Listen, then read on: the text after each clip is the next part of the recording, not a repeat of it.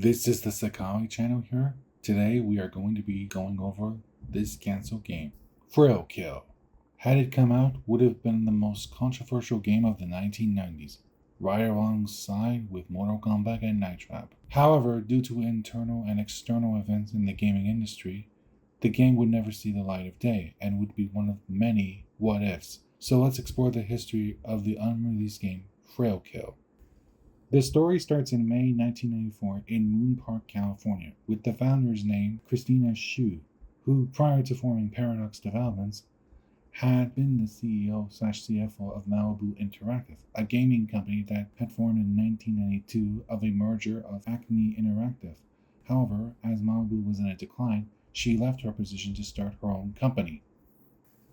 When Paradox Developments started their first game, it was a port of a game from Blizzard named Blackthorn, which had been released for the Super Nintendo a year prior, with Interplay as the publisher, with Sega being the publisher of the game for the Doom add-on, the 32X, in which Paradox was the developer of.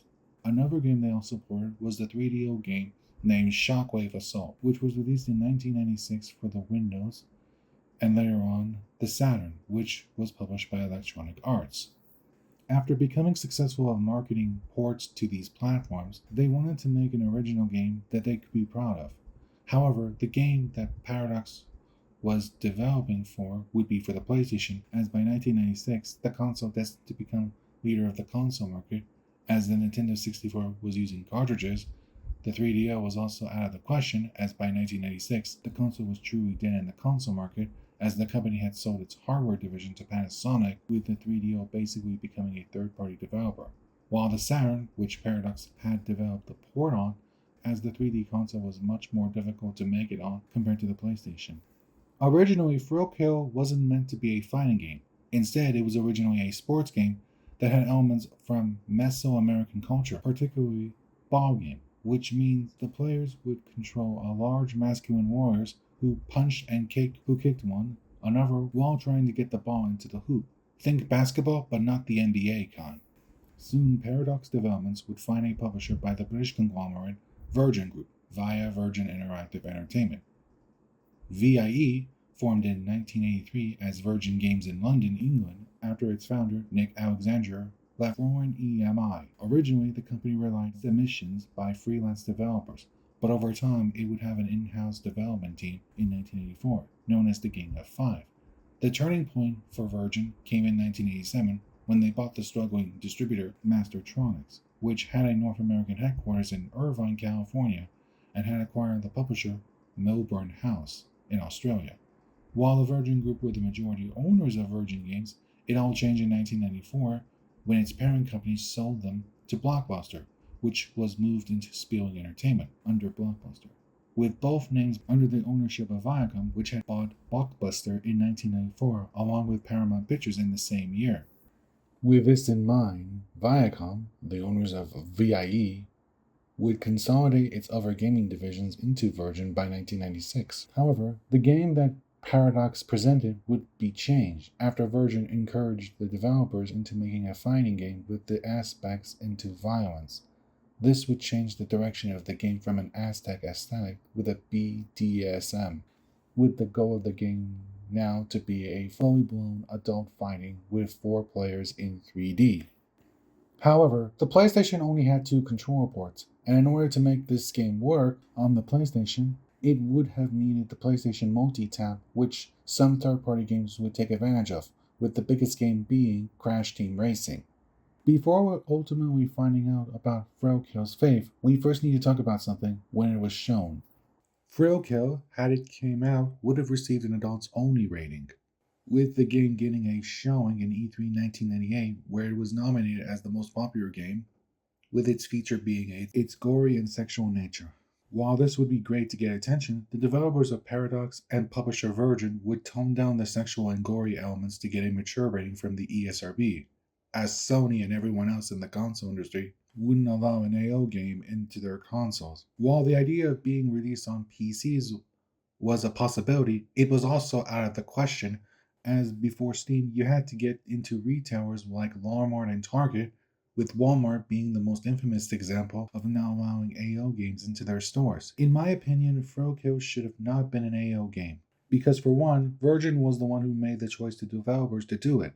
Second, the market at the time wasn't kind to video games, especially with the ESRB forming 3 years earlier after the outrage that Night Trap and Mortal Kombat. Frokill would have been the turning point that would have caused people to point to the game, as the game supports sexual and gore elements into children's games at the time. So, as the game was taking shape, the developers were making something that wasn't anything like they made before. However, eternal events within Virgin and Paradox were about to change everything.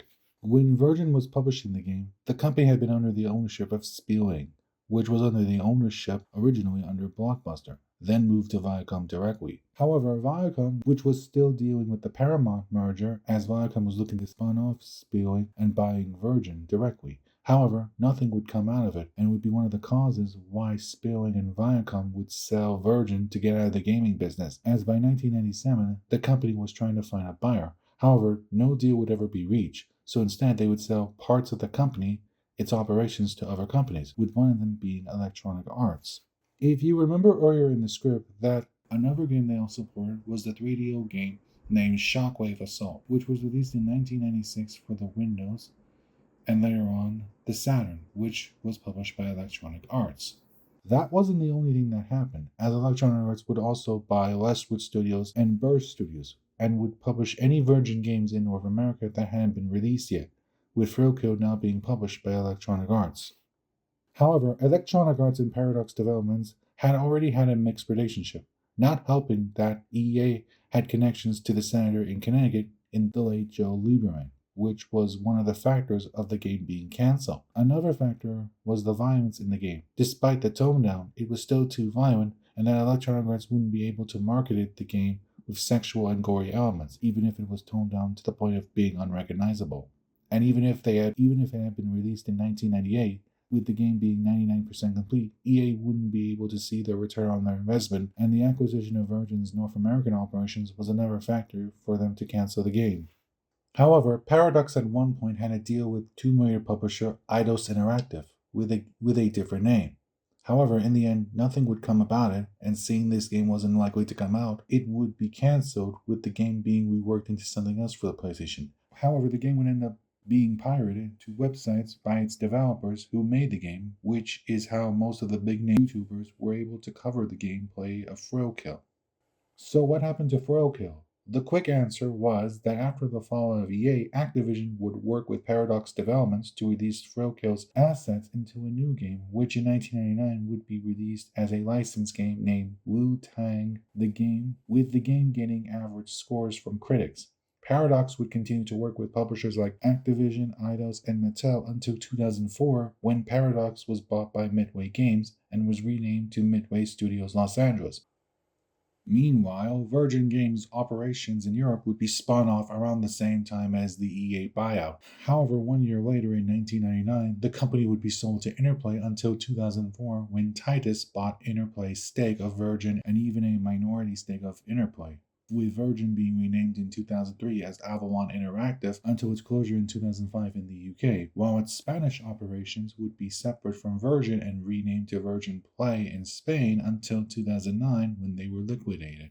As for Paradox Developments, after being bought by Midway and renamed to Los Angeles Studio under Midway, the company would continue to release games under the Midway label until 2008 when it merged with Midway San Diego's operations. However, around this time, the founder of the company, Christina, left the company in 2006. Today, she is the owner of Blitz Hub and Corky Games. As for Midway Studios San Diego, well, in 2009, Midway themselves were in a decline. Seeing this, Midway sold its San Diego offices to THQ, who offered about 40% of the staff positions of the company. Some of the developers would go to High Moon Studios, while the people still under Midway San Diego would be renamed to THQ San Diego. However, as if fate didn't give them a crushing blow, in 2012, with THQ itself having problems and the fate of going bankrupt was in the air, the company shut down its San Diego operations, with their last game being an assistant developer for Darksiders 2 from Virgil Games.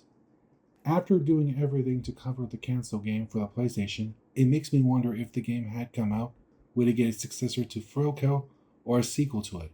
And if it was a failure, when it came out, would Paradox Developments had shut down after the release of the game? Or had it been under a different publisher, would they even allow the release of the game in the first place? And it makes me wonder, should they have stick to the original concept of a fantasy sport game, which was named Earth Monster, or should the adult theme never have been created in the first place, and would have been an average fighting game? Who knows? If there's something that I learned, it is that make sure you have a strong foundation to support your game and stand behind it. Otherwise, don't make it in the first place. But what do I know? Is that, as usual, thank you for watching the video, and until next time, bye.